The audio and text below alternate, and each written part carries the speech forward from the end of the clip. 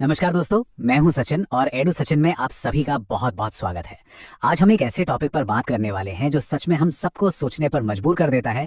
ये टॉपिक है भारत में इच्छा मृत्यु, जिसे हम यूथनेशिया भी कहते हैं।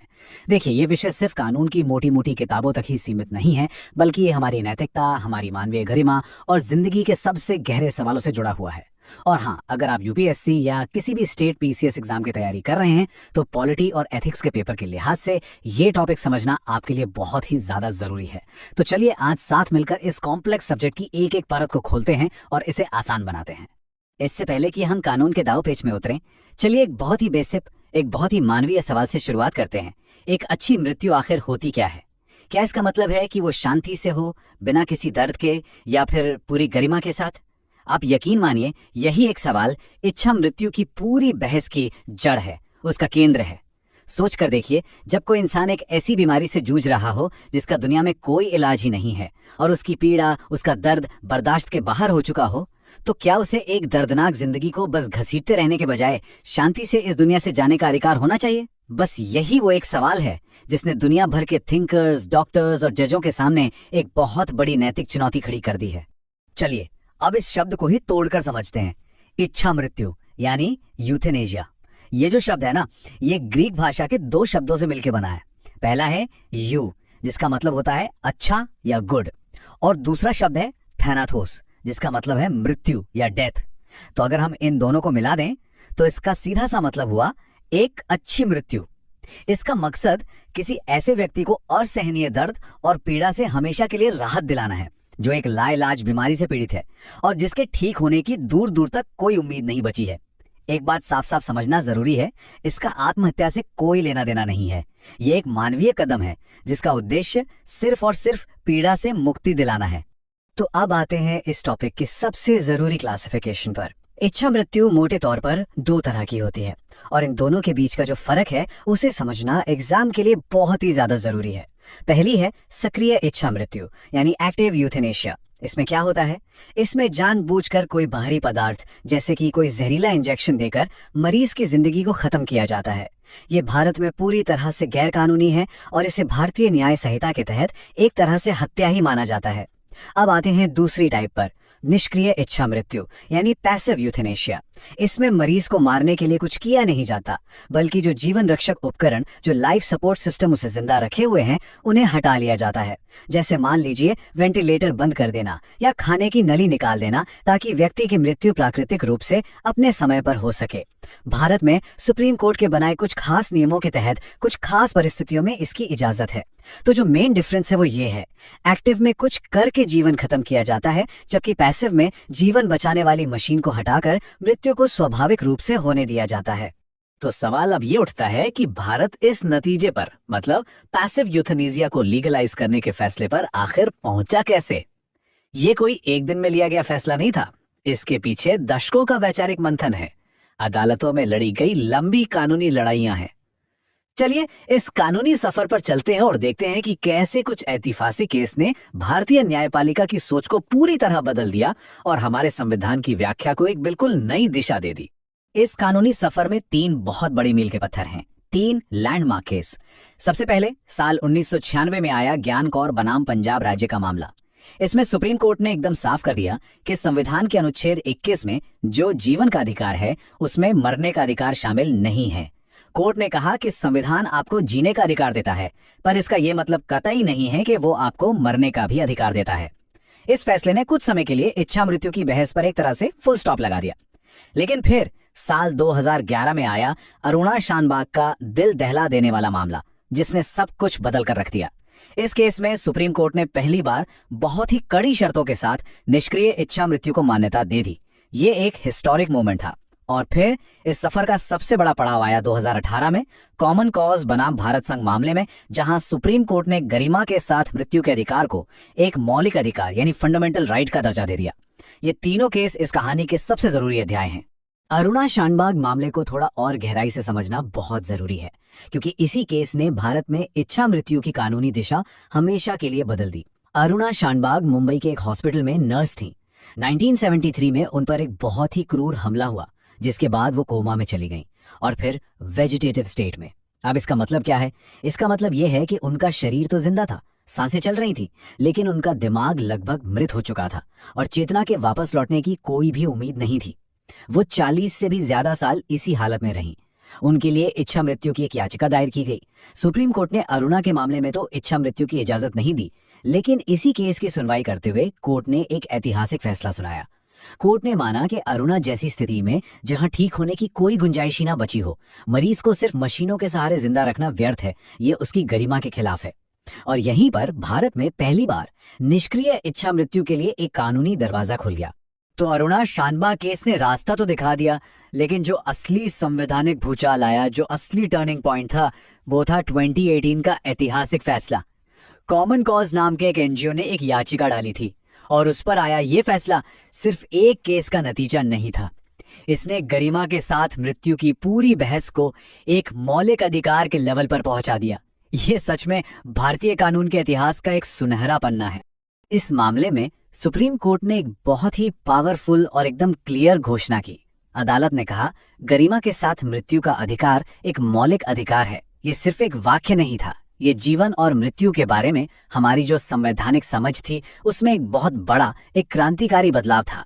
इसका मतलब ये था कि जिस तरह एक इंसान को गरिमा के साथ जीने का हक है, ठीक उसी तरह उसे पीड़ा और कष्ट से भरी जिंदगी को समाप्त करके गरिमा के साथ मरने का भी हक है।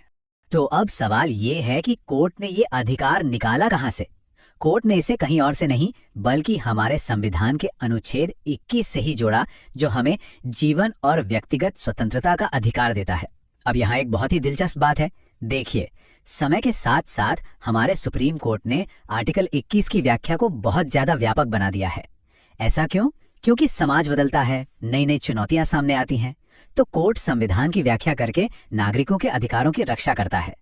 इसी सोच के तहत आर्टिकल 21 में पहले स्वच्छ पर्यावरण का अधिकार, फिर निजता का अधिकार और अब गरिमा के साथ मृत्यु का अधिकार भी शामिल कर लिया गया। कोर्ट का तर्क ये था कि जीवन के अधिकार का मतलब सिर्फ सांस लेना नहीं है, बल्कि इसका असली मतलब एक गरिमापूर्ण जीवन जीना है। और अगर किसी का जीवन गरिमा के बिना और सिर्फ पीड़ा से भर गया है, तो उसे उस पीड़ा को हमेशा के लिए झेलने पर मजबूर नहीं किया जा सकता। 2018 के इस फैसले ने सिर्फ एक अधिकार की घोषणा नहीं की, बल्कि उस अधिकार का इस्तेमाल कैसे किया जाए उसका एक प्रैक्टिकल तरीका भी बताया। और वो तरीका है लिविंग विल, या जिसे एडवांस मेडिकल डायरेक्टिव भी कहते हैं। अब ये है क्या? ये एक तरह का कानूनी दस्तावेज है जिसे कोई भी वयस्क व्यक्ति अपनी पूरी तरह से स्वस्थ मानसिक अवस्था में बना सकता है। इसमें वो इंसान अपनी इच्छा साफ साफ लिखता है कि अगर भविष्य में वो किसी गंभीर बीमारी या एक्सीडेंट के बाद ऐसी हालत में पहुंच जाए जहां से उसके ठीक होने की कोई भी संभावना ना हो, तो उसे बनावटी जीवन रक्षक मशीनों पर न रखा जाए। ये एक तरह से आपके भविष्य के लिए आपका ही दिया गया एक स्पष्ट निर्देश है, ताकि जब आप खुद बोलने की हालत में ना रहें, तब भी आपकी इच्छा का सम्मान हो सके।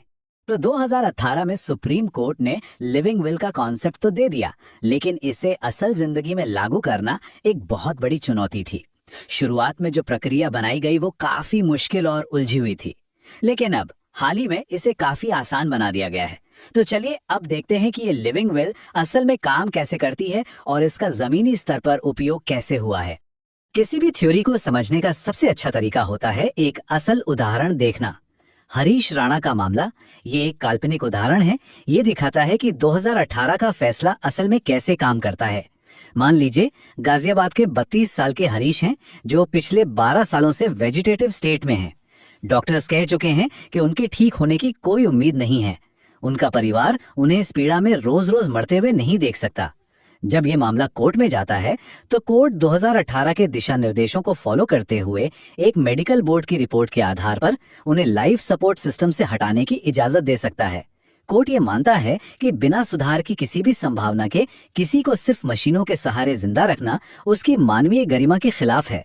इस तरह के मामलों ने यह साबित किया है कि निष्क्रिय इच्छा मृत्यु अब सिर्फ कानून की किताबों में नहीं, बल्कि हकीकत में भी मुमकिन है।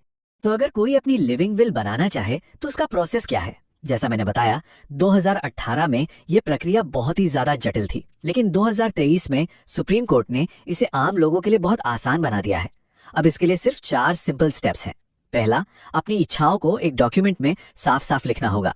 दूसरा, इस डॉक्यूमेंट पर 2 आजाद गवाहों के सामने साइन करने होंगे। तीसरा, इस डॉक्यूमेंट को किसी नोटरीदार या एक गेजेटेड ऑफिसर से अटेस्ट यानी सत्यापित कराना होगा। पहले इसके लिए मजिस्ट्रेट के पास जाना पड़ता था, जो अब जरूरी नहीं है। और एक बहुत बड़ा बदलाव है। और चौथा, इस डॉक्यूमेंट की एक कॉपी अपने परिवार, डॉक्टर या हॉस्पिटल को दी जा सकती है। और अब तो इसे नेशनल डिजिटल हेल्थ रिकॉर्ड के साथ जोड़ने का भी प्रस्ताव है, ताकि जरूरत पड़ने पर ये डॉक्टरों को आसानी से मिल सके। चलिए, अब तक हमने जो कुछ भी डिटेल में समझा है उसे एग्जाम के पॉइंट ऑफ व्यू से फटाफट समेट लेते हैं। अब हम करेंगे एक रैपिड फायर रिवीजन, जिसमें वो सारे जरूरी पॉइंट्स होंगे जो आपको सीधे सीधे परीक्षा में काम आएंगे। तो जरा ध्यान से सुनिएगा। सबसे पहले ये समझना जरूरी है कि भारत की स्थिति दुनिया के बाकी देशों के मुकाबले कहाँ है। ये तुलनात्मक विश्लेषण आपको मेंस के उत्तर लिखने में बहुत मदद करेगा। देखिए, नीदरलैंड और बेल्जियम जैसे देशों में एक्टिव और पैसिव दोनों तरह की इच्छा मृत्यु कानूनी है। कनाडा में मेडिकल असिस्टेंस इन डाइंग को कानूनी मान्यता है। स्विट्जरलैंड में असिस्टेड सुसाइड यानी सहायता प्राप्त आत्महत्या कानूनी है। इन सब की तुलना में भारत की स्थिति एकदम क्लियर है। यहाँ सिर्फ और सिर्फ निष्क्रिय इच्छा मृत्यु, वो भी कुछ खास शर्तों के साथ, कानूनी है। सक्रिय इच्छा मृत्यु आज भी एक गंभीर अपराध है। अब उन फैक्ट्स पर आते हैं जो सीधे सीधे ऑब्जेक्टिव सवालों में पूछे जा सकते हैं। पॉइंट नंबर 1, गरिमा के साथ मृत्यु का अधिकार किस अनुच्छेद से जुड़ा है? जवाब है अनुच्छेद 21। पॉइंट नंबर 2, भारत में निष्क्रिय इच्छा मृत्यु को पहली बार किस केस में मान्यता मिली? जवाब है अरुणा शानबाग मामला, साल 2011। पॉइंट नंबर 3, लिविंग विल का कॉन्सेप्ट किस केस में आया? जवाब है कॉमन कॉज मामला, साल 2018। पॉइंट नंबर 4, क्या एक्टिव इथेनेजिया भारत में कानूनी है? जवाब है नहीं, यह पूरी तरह से अवैध है। और पांचवा और आखिरी पॉइंट, भारत में निष्क्रिय इच्छा मृत्यु की अनुमति किसने दी है? संसद ने नहीं, बल्कि भारत के सर्वोच्च न्यायालय ने अपने फैसलों के जरिए दी है। ये 5 बिंदु इस पूरे टॉपिक का निचोड़ है, इन्हें अच्छे से याद कर लीजिए।